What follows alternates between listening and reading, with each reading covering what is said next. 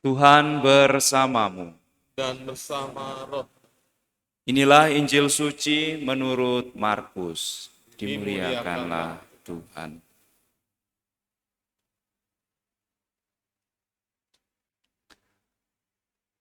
Pada suatu hari Sabat, Yesus berjalan di ladang gandum, dan sementara berjalan, murid-muridnya memetik bulir gandum.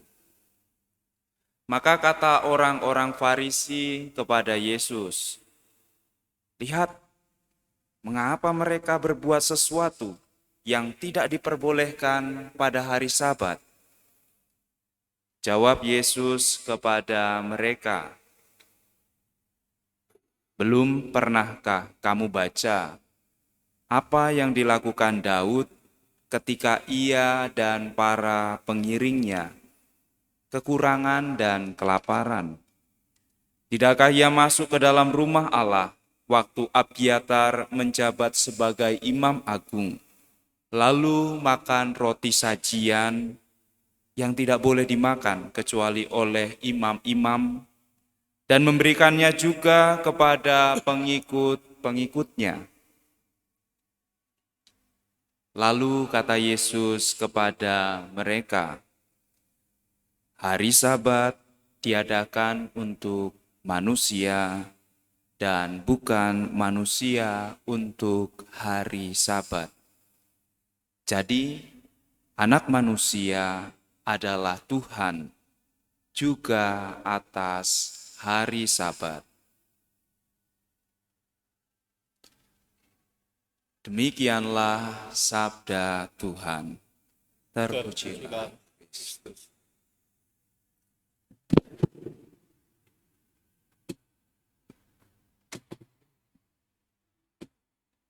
Saudara-saudari dan adik-adikku yang terkasih dalam Tuhan, hari ini kita memperingati Santa Agnes, kalau dalam bahasa Italianya disebut Santa Agnes, seorang perawan dan martir.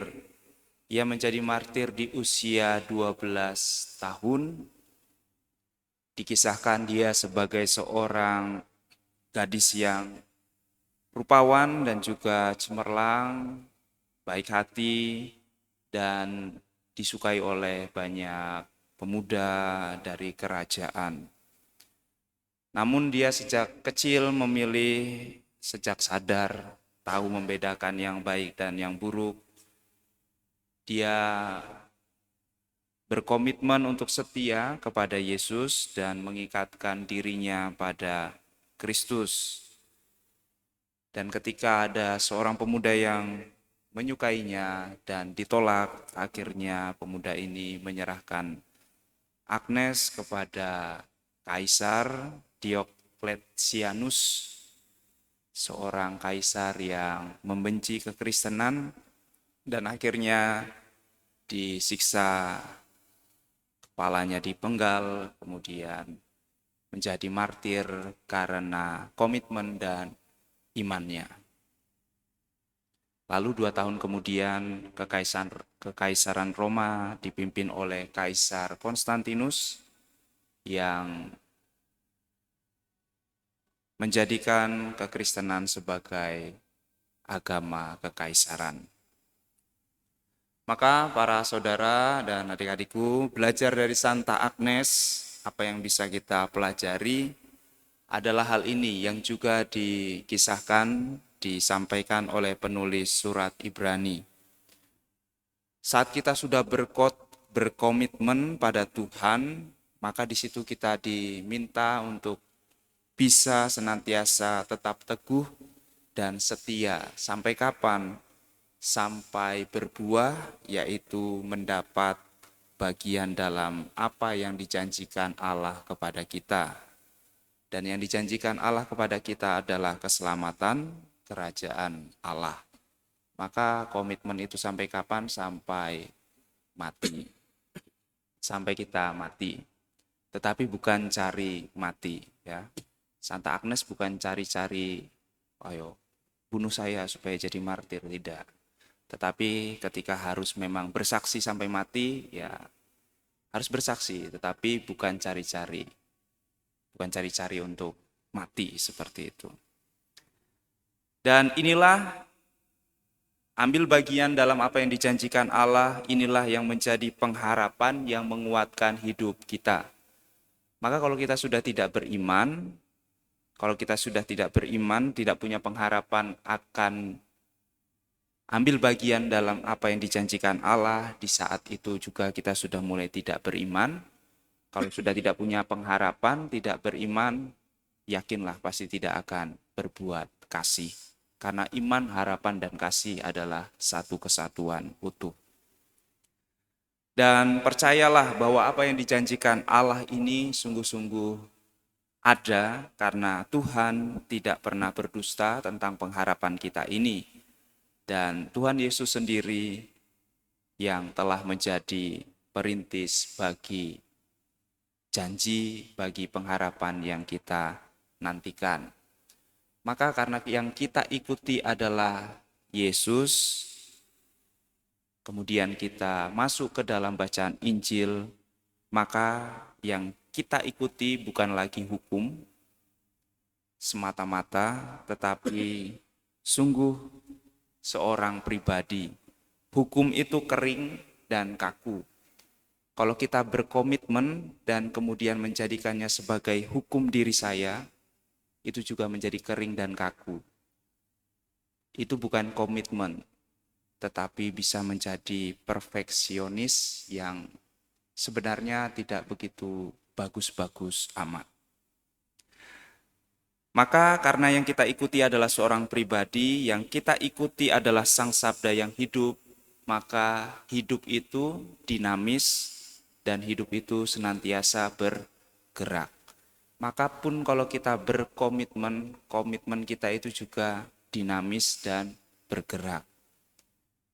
Apa yang sekiranya Tuhan akan lakukan dalam situasiku, itulah cara kita berkomitmen secara dinamis. Maka walaupun kita sudah berkomitmen setiap hari misa,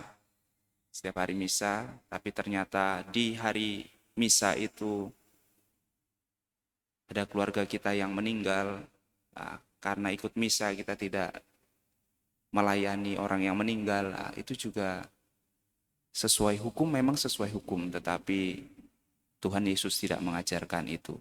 Komitmen kita dihidupi dalam situasi yang dinamis. Dan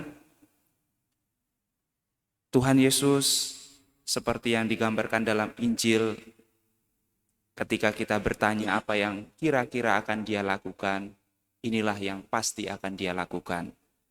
Ia akan selalu berpegang pada prinsip menjunjung tinggi kehidupan pribadi manusia. Maka komitmen kita sehebat apapun, kalau itu menyakiti bahkan membunuh karakter orang lain, maka bisa kita pertanyakan lagi, apakah Tuhan Yesus juga akan melakukan seperti apa yang saya lakukan? Dan itulah apa yang terjadi dengan para murid. Kalau mereka tidak makan, mereka mati. Maka mereka pun harus memetik gandum meskipun itu tidak sesuai dengan hukum hari Sabat. Maka kehidupan harus lebih tinggi dari apapun dalam komitmen, dalam kesaksian, dalam apapun yang kita janjikan di dalam hidup kita. Maka pertanyaan refleksinya, apakah komitmen yang saya buat dalam hidup saya sungguh melayani kehidupan dan kemanusiaan? Kalau tidak, maka Tuhan Yesus mengajak kita untuk bersama-sama melihat apa yang kira-kira Tuhan lakukan jika ada dalam situasi seperti aku. Semoga Tuhan memberkati kita. Amin.